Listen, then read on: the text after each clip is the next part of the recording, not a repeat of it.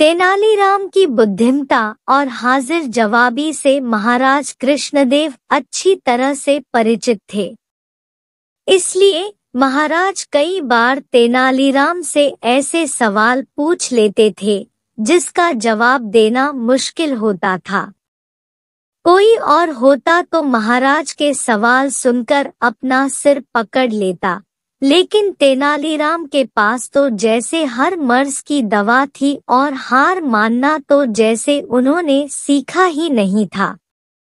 ऐसे ही एक दिन बैठे बैठे महाराज ने तेनालीराम से पूछा, तेनाली, क्या तुम बता सकते हो हमारे राज्य में कौवों की कुल संख्या कितनी होगी? महाराज का सवाल सुनने के कुछ देर बाद तेनालीराम ने सिर हिलाते हुए कहा कि वह बता सकता है कि राज्य में कुल कितने कौवे हैं। तेनालीराम की बात सुनकर महाराज ने कहा, एक बार फिर से सोच लो तेनाली, तुम्हें कौवों की सटीक संख्या बतानी है। महाराज जानते थे कि कौवों की सटीक संख्या बताना मुश्किल है, फिर भी वह जानना चाहते थे कि आखिर तेनाली कैसे पूरे राज्यों के कौवों की संख्या का पता लगाएगा। तेनालीराम ने एक बार फिर पूरे विश्वास से कहा, महाराज, मुझे कुछ दिन का समय दीजिए, मैं आपको राज्य के कुल कौवों की संख्या जरूर बताऊंगा। महाराज को लगा कि तेनालीराम जरूर उनका मूर्ख बनाना चाहता है। महाराज ने तेनालीराम से कहा कि अगर वह ठीक एक सप्ताह बाद उन्हें राज्य के कौवों की संख्या नहीं बता पाया तो उसे मृत्यु दंड दिया जाएगा। महाराज की बात सुनकर तेनालीराम ने दोबारा विश्वास से कहा, निश्चिंत रहिए महाराज, आपको आपके प्रश्न का सटीक उत्तर अगले हफ्ते तक मिल जाएगा। इसके बाद महाराज से अनुमति लेकर तेनालीराम चले गए। ठीक एक सप्ताह बाद तेनालीराम महाराज के समक्ष पहुंचे। तेनालीराम ने कहा, महाराज, मैंने हमारे राज्य के कुल कौवों की संख्या पता कर ली है।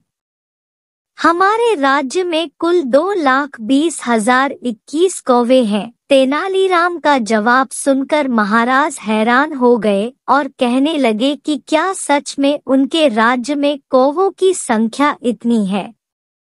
महाराज को आश्चर्यचकित देखकर तेनालीराम ने कहा, महाराज, अगर आपको मेरी बातों पर विश्वास नहीं है तो आप किसी और से गिनवा सकते हैं। महाराज ने कहा, अगर कौवों की गिनती कम ज्यादा हुई तो क्या तुम मृत्युदंड के लिए तैयार हो? महाराज की बात सुनकर तेनालीराम ने कहा, मुझे पूरा विश्वास है कि हमारे राज्य में कौवों की संख्या 2,20,021 ही है।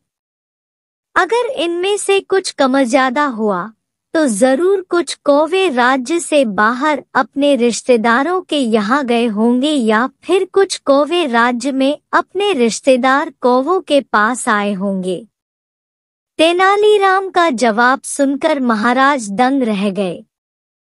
महाराज को उनके सवाल का सटीक जवाब मिल चुका था और वह तेनालीराम की बुद्धिमत्ता के कायल हो गए। कहानी की सीख। इस दुनिया में बुद्धि से बड़ा कोई बल नहीं होता। अगर बुद्धिमत्ता व सूझबूझ से काम लिया जाए तो जटिल से जटिल समस्या व सवालों का हल निकाला जा सकता है। बहुत पुरानी बात है, हिमालय में प्रसिद्ध मानस नाम की झील थी। वहां पर कई पशु पक्षियों के साथ ही हंसों का एक झुंड भी रहता था। उनमें से 2 हंस बहुत आकर्षक थे और दोनों ही देखने में एक जैसे थे, लेकिन उनमें से एक राजा था और दूसरा सेनापति। राजा का नाम था धृतराष्ट्र और सेनापति का नाम सुमुखा था।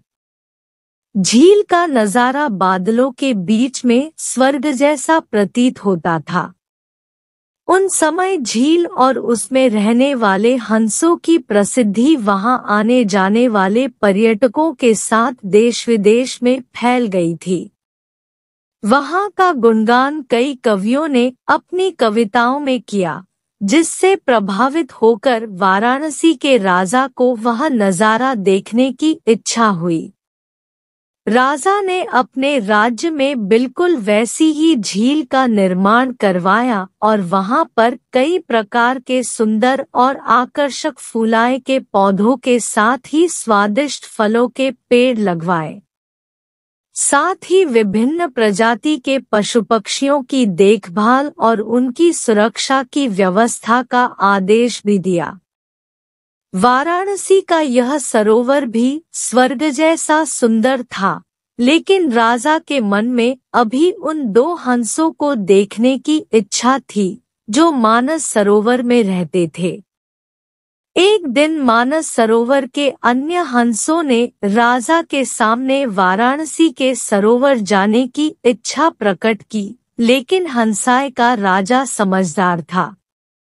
वह जानता था कि अगर वो वहां गए तो राज उन्हें पकड़ लेगा।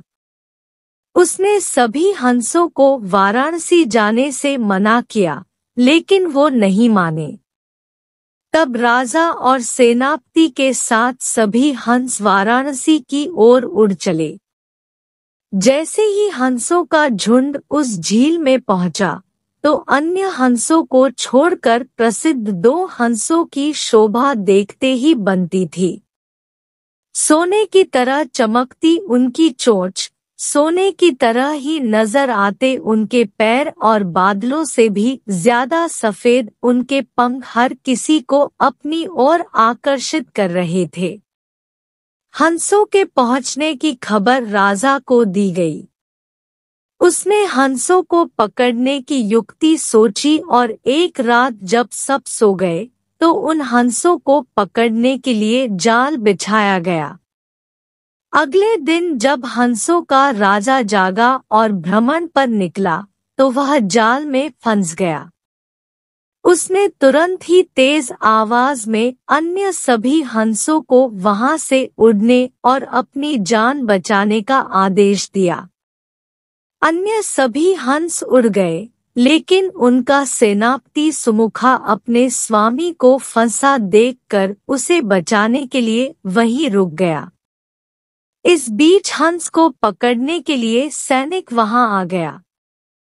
उसने देखा कि हंसों का राजा जाल में फंसा हुआ है और दूसरा राजा को बचाने के लिए वहां खड़ा हुआ है। हंस की स्वामी भक्ति देखकर सैनिक बहुत प्रभावित हुआ और उसने हंसों के राजा को छोड़ दिया। हंसों का राजा समझदार होने के साथ साथ दूरदर्शी भी था। उसने सोचा कि अगर राजा को पता चलेगा कि सैनिक ने उसे छोड़ दिया है तो राजा इसे जरूर प्राणदंड देगा। तब उसने सैनिक से कहा कि आप हमें अपने राजा के पास ले चलें। यह सुनकर सैनिक उन्हें अपने साथ राज दरबार में ले गया। दोनों हंस सैनिक के कंधे पर बैठे थे। हंसों को सैनिक के कंधे पर बैठा देखकर हर कोई सोच में पड़ गया। जब राजा ने इस बात का रहस्य पूछा तो सैनिक ने सारी बात सच-सच बता दी। सैनिक की बात सुनकर राजा के साथ ही सारा दरबार उनके साहस और सेनापति की स्वामी भक्ति पर हैरान रह गया और सभी के मन में उनके लिए प्रेम जाग उठा। राजा ने सैनिक को माफ कर दिया और दोनों हंसों को आदर के साथ कुछ और दिन ठहरने का निवेदन किया। हंस ने राजा का निवेदन स्वीकार किया और कुछ दिन वहां रुककर वापस मानस झील चले गए। कहानी से सीख: किसी भी परिस्थिति में हमें अपनों का साथ नहीं छोड़ना चाहिए।